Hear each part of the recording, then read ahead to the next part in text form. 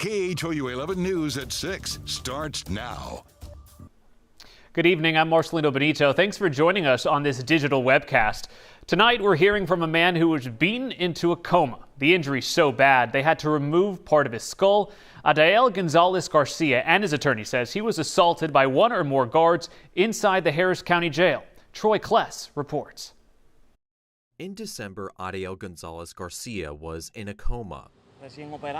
Today, he's talking for the first time since he was hurt. Prosecute these individuals who almost killed Adael. Garcia's lawyer, Randall Callanan, is filing a civil lawsuit against Harris County. The attorney says the front of Garcia's skull was so badly injured, pieces were removed and replaced with a prosthetic. He's seeking justice for what has occurred to him and changed his entire life. According to documents in a lawsuit, Garcia allegedly fell from his cell bunk and was taken to the jail clinic on November 25th. The next day, Garcia was being brought back to his cell when, quote, one or more jail guards used force. In December, families said they were told Garcia got combative and hit an officer, but they don't believe the injuries match the story.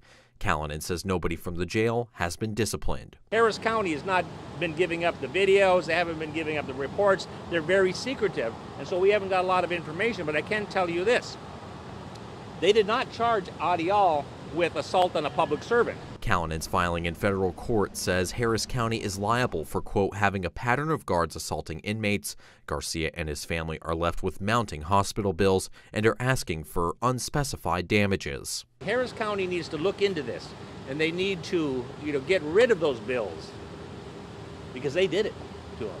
And they need to get the disciplinary system in order. The Harris County Sheriff's Office says they couldn't comment on pending litigation. A spokesperson for the district attorney's office says the case will be presented to a grand jury when it's ready.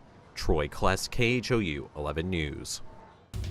Tonight, the family of a black high school student in the Houston area has filed a federal civil rights lawsuit. We've been telling you about 17-year-old Daryl George, who goes to Barbers Hill High School. George's family says he has been on in-school suspension for weeks over his hair.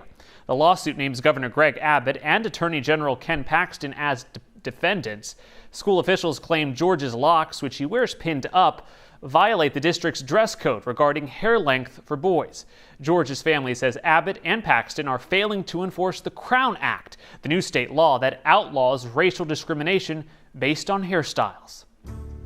An 18-year-old is dead after he was shot. It apparently happened during a struggle over the gun. It was around 12:30 last night. According to Houston police, 4 people were inside an apartment on Dunlap Street.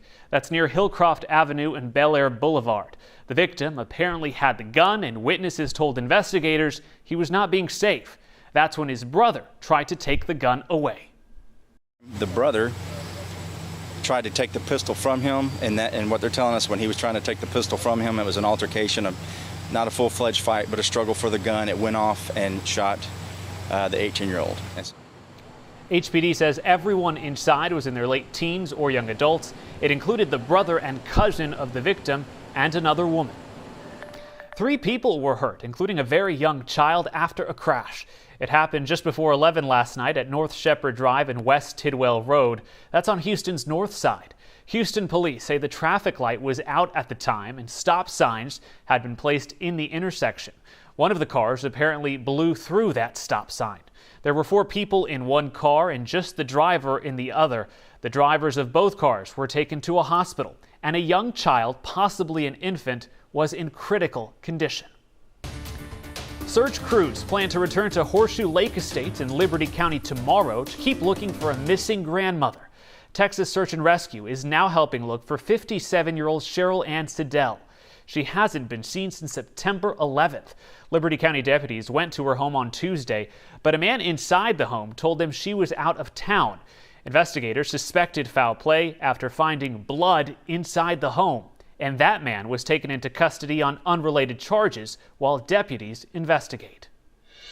All right, now here's a live look in New Jersey, courtesy of EarthCam, as Tropical Storm Ophelia is making its way up the East Coast. Thousands of people are without power, though the main concern over the next few days could be the threat from floods.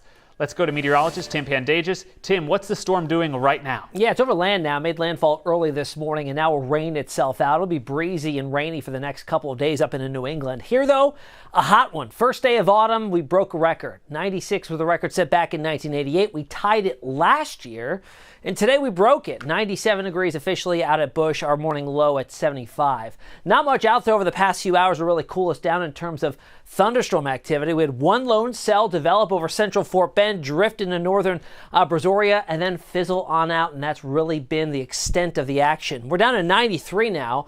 A dew point of 73 still makes it feel like 102 within the 6 o'clock hour. 97 is the actual air temperature at Tomball to Brenham, 94 at Columbus, 95 Conroe, 91 this hour at Sugarland. Adding dew points, feels like 104 at Sugarland, 100 at Huntsville, 102 Bay City. Look at Palacios. It feels like 108. What is this, the middle of summer?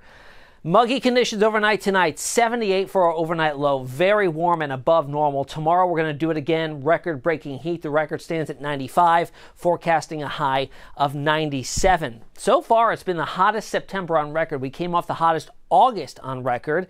Look, we're right ahead, I should say, of 2019 by nearly 2 degrees.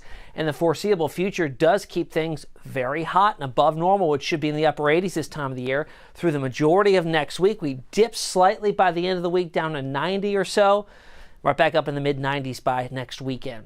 Above average temperatures are now forecast through the first full week of October through not only Texas, but most of the eastern United States, central and eastern United States. Here's how future track looks as we go on through tonight, nice and quiet. Tomorrow, maybe an isolated shower or storm developing, especially to the east in the late afternoon and early evening. Then things quiet down, but look what happens as we get into Monday morning pre-dawn. Here comes our weak cold front off to the north. It'll interact with the warm, humid air. We'll likely see some widespread showers and thunderstorms. Your Monday morning commute may be impacted by this. That sags towards the coastline, and we look for the chance of showers and storms pretty much through the duration of the day on Monday. It looks to be our highest rain chances in the next 50% odds, 40% Tuesday, and dropping to 30% both Wednesday and Thursday. Out in the tropics, of course, we've got Ophelia, but it's not in the Gulf of Mexico. No activity there. That's moving up along the eastern seaboard through the mid-Atlantic. Still considered a tropical storm at this hour. We've got another tropical storm, though. This is Philippe. 40-mile-per-hour winds. Notice the track taking it to the west, and then a turn north, recurve out to sea. Another wave right behind that that's got a low chance of developing at 20%. Here's a look at Ophelia right now, still sitting over central Virginia, pretty much right over Richmond, building towards the nation's capital, and then pretty much tracking along the I-95 corridor into southern New England before looping back out to sea south of Long Island by the pre-dawn hours of Monday. Here's a look at Philippe's track, staying rather weak for the foreseeable future, turning to the north, strengthening a bit to a higher-end tropical storm by later this week, but no threat to land. 7-day forecast has got our temperatures staying in the upper 90s tomorrow, but then we fall into the low 90s for Monday, and we pretty much stay there for the next work week or so, with 30% rain chances on Wednesday, Thursday, and Friday. And even in the next weekend, we could carry the rain chances still as well, with the highs around 90. All right, Tim, thank you. We're just hours away now from Beyonce taking the stage and taking over Houston in her Renaissance World Tour. Let's take a live look now at NRG Stadium. Both tonight and tomorrow night shows are entirely sold out. Beyonce has been popping up around town, including out at the Riverside Terrace in the 3rd Ward. That's Beyonce's old neighborhood.